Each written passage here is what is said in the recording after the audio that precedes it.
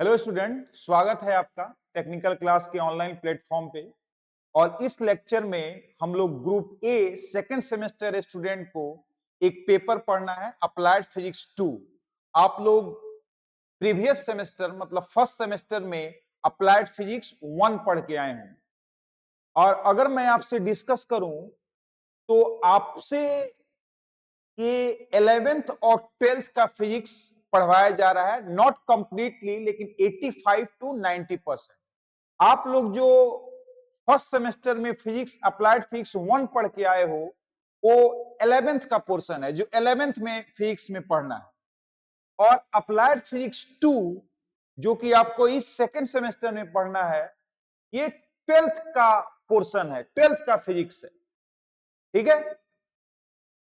अब इसमें हम लोग को कितने यूनिट पढ़ने हैं? तो इसमें हम लोग को टोटल 7 यूनिट पढ़ेंगे और देखते हैं हम लोग कौन कौन यूनिट, क्या उसका रोल है, कितना सिलेबस है, इसमें कौन कौन से हम लोग बुक फॉलो कर सकते हैं और इस सब्जेक्ट किस टाइप का सब्जेक्ट है, कैसे क्वेश्चन आपके एग्जाम में आते हैं, उसको हम लोग इस लेक्चर में डिस्कस करेंगे। तो चलिए हम लोग पहले देखते हैं इस सब्जेक्ट के सिलेबस के बारे में। तो फर्स्ट यूनिट जिसका नाम है वेव एंड इट्स एप्लीकेशन। ठीक है। जैसे साउंड, ध्वनि तरंग, आप आई थिंक नाइन्थ या 10th के फिजिक्स में पक्का पढ़े होंगे ध्वनि तरंग। ठीक है। लाइट, प्रकाश भी एक टाइप का वेव ही है, इलेक्ट्रोमैग्नेटिक वेव। तो इसमें हम लोग वेव के बेसिक्स और स्पेशली साउंड वेव के बारे में पढ़ना है। 95% यूनिट थ्योरेटिकल है और आपका जो सेमेस्टर एग्जाम होगा इस पेपर का वो भी 95 टू 98% थ्योरेटिकल ही पेपर होगा। मुश्किल से पूरे 70 नंबर में आपको 6 से 8 नंबर का न्यूमेरिकल आएगा और वो भी सिंपल न्यूमेरिकल। कहां से? तो यहीं से आपको एक न्यूमेरिकल मिलेगा। एक टॉपिक इसमें पढ़ना है, यहाँ पे लिखा हुआ है एसएचएम, सिंपल हार्मोनिक मोशन। यही इस यूनिट का एक न्यूमेरिकल टॉपिक है, न्यूमेरिकल पॉइंट है। ठीक है। तो मोस्टली थ्योरेटिकल है टॉपिक, लेकिन न्यूमेरिकल भी एक हमारा टॉपिक है एसएचएम। हम लोग जब इस यूनिट को डिटेल में डिस्कस करेंगे तो वन बाय वन हम लोग देखेंगे। तो कहने का मतलब तरंग, नाम सुनेंगे, wave, motion and its application. ठीक है। इको का नाम सुने होंगे आप लोग। ठीक है, कि कैसे हम लोग साउंड बोलते हैं और वो सॉलिड सरफेस से टकरा के फिर हमारा ही साउंड हमको सुनाई देता है, उसके बारे में हमको डिस्कस करना है। रिवर्बरेशन, उसका एप्लीकेशन। ठीक है। तो ये कुछ कुछ बेसिक टर्मिनोलॉजी है, जब हम लोग देखेंगे टू द पॉइंट डिस्कस करेंगे तो इसको हम लोग वन बाय वन समझेंगे। दूसरा यूनिट हम लोग देखते हैं ऑप्टिक्स, ऑप्टिकल्स। आप सुने होंगे ऑप्टिकल, चश्मा, ग्लास। ठीक है। तो ऑप्टिक्स मतलब इसमें हम लोग को लाइट के बारे में डिस्कस करना है, प्रकाश के बारे में। ठीक है। प्रकाश, ऑप्टिक्स। और प्रकाश में अगर आप जो लोग, कुछ लोग 11 12th वगैरह किए होंगे, तो ऑप्टिक्स का दो ब्रांच है, ray optics and wave optics. आपका जो सिलेबस यहां मेंशन है उसमें हम लोग को पढ़ना है ray optics, not wave optics. ठीक है। तो आपको पूरा डिटेल सिलेबस नहीं दिया है, मतलब दोनों टाइप का वेव ऑप्टिक्स पढ़ने के लिए सिंपल आपको रे ऑप्टिक्स पढ़वा रहा है आपसे। और इसीलिए मैंने आपसे बोला कि आपका जो अप्लाइड फिजिक्स 1 पढ़ के आए हो और अप्लाइड फिजिक्स 2 यहां पढ़ोगे, ये दोनों मिला दिया जाए तो 100% 11 12th का फिजिक्स नहीं होगा, 85 टू 90% ही होगा, क्योंकि कुछ काट के फिर सिलेबस दिया है। ठीक है। जैसे यहां आपको वेव ऑप्टिक्स नहीं पढ़वा रहा है, केवल रे ऑप्टिक्स पढ़वा रहा है। ठीक है। तो ये आपका दूसरा यूनिट डिस्कस पढ़ना है, डिस्कस करना है मुझे आपके साथ, दैट इज ऑप्टिक्स। तीसरा यूनिट बिल्कुल अलग दुनिया है, यहां से प्रवेश हम लोग कर रहे हैं। ठीक है। जैसा पहला यूनिट देखे वेव एंड इट्स एप्लीकेशन, दूसरा देखे यूनिट, दोनों को एक दूसरे से लेना देना नहीं है। ठीक है। पहला यूनिट अपना अलग है। अगर बाय द वे किसी का पहला यूनिट छूट भी जाता है तो वो दूसरा यूनिट में पढ़ते वक्त उसको कोई दिक्कत नहीं होगा, उसको बाद में रिकवर कर सकता है। लेकिन यहां से जो यूनिट 3, 4 और 5 तक जो यूनिट है, ये तीनों आपस में रिलेटेड है। जैसे पहला यूनिट जो पढ़ना है इलेक्ट्रोस्टेट, इलेक्ट्रिक, मेनली अब यहां से आपको इलेक्ट्रिसिटी के बारे में नाम में ही, मैं ज्यादा डिटेल में नहीं जाऊंगा, इलेक्ट्रोस्टेट, ठीक है। तो कहीं ना कहीं यहाँ चार्ज वगैरह के बारे में पढ़ना है। मैं आपको मैकेनिक्स में आप पढ़ेंगे, आप पढ़ने वाले होंगे स्टेट मतलब स्टेटिक रेस्ट में। तो अगर मैं इस पूरे यूनिट का शाब्दिक अर्थ बताऊं, नाम जो है कि चार्ज एट रेस्ट, आवेश। चार्ज का हिंदी क्या होता है? आवेश। Positive charge, negative charge, electron, proton, ये आप लोग बेसिक्स पढ़ के आए होंगे, नाम कम से कम जरूर सुने होंगे।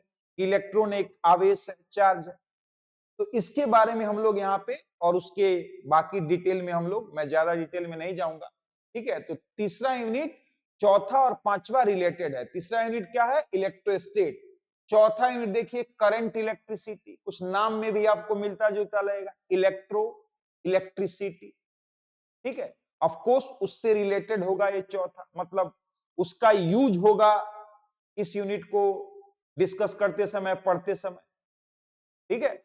मोस्टली थ्योरेटिकल है, थोड़ा बहुत दो चार फार्मूले मिलेंगे आपको इस यूनिट में। हाँ, उस यूनिट में ही मिलेगा, इलेक्ट्रोस्टेट में भी मिलेगा फार्मूला, ठीक है। तो this is fourth unit, current electricity. Next electromagnetism, देखिए यहां भी वर्ड आपको आ गया कुछ, इलेक्ट्रोमैग्नेटिज्म, ठीक है। इलेक्ट्रोमैग्नेटिज्म,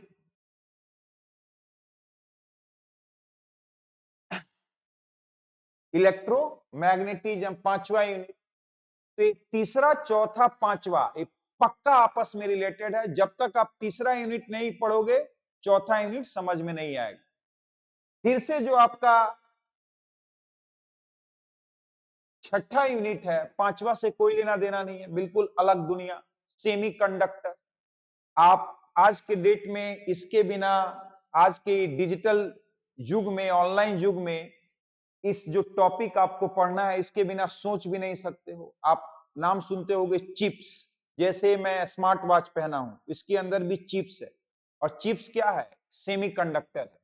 तो उसी का आपको वेरी बेसिक्स चीज पढ़ना है, इतना डिटेल में नहीं, लेकिन एक बेसिक्स पढ़ना है कि व्हाट इज सेमीकंडक्टर।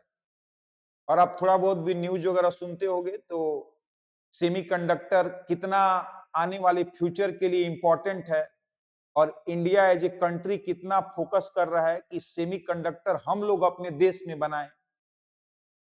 सबसे ज्यादा इसमें आगे जो है साउथ कोरिया, चाइना, ताइवान जैसे कंट्री।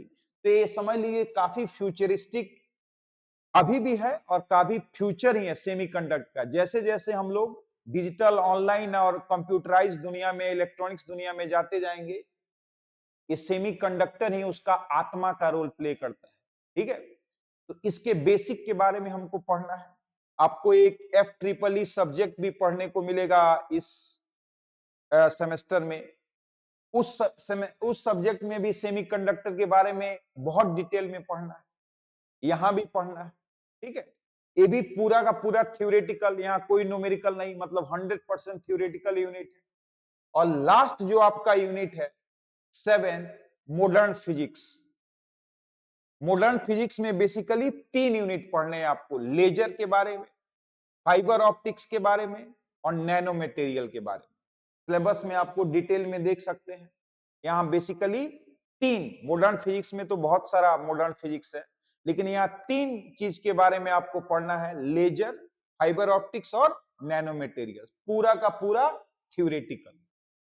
और ये छठा और सातवां यूनिट है एक कंप्लीट थ्योरेटिकल, लेकिन पक्का एग्जाम में आपको दोनों मिला के 20 नंबर क्वेश्चन आना, ठीक है। तो इसको तो आप मतलब, अगर मैं जब क्लास फिनिश करूंगा, ठीक है, तो इसको आप दोनों यूनिट को 4 घंटा में रिवाइज कर सकते हो, एक कथा कहानी की तरह, हाइलाइटेड पॉइंट्स दिमाग में रख के, और उसके बारे में रफ आइडिया रख, ठीक है।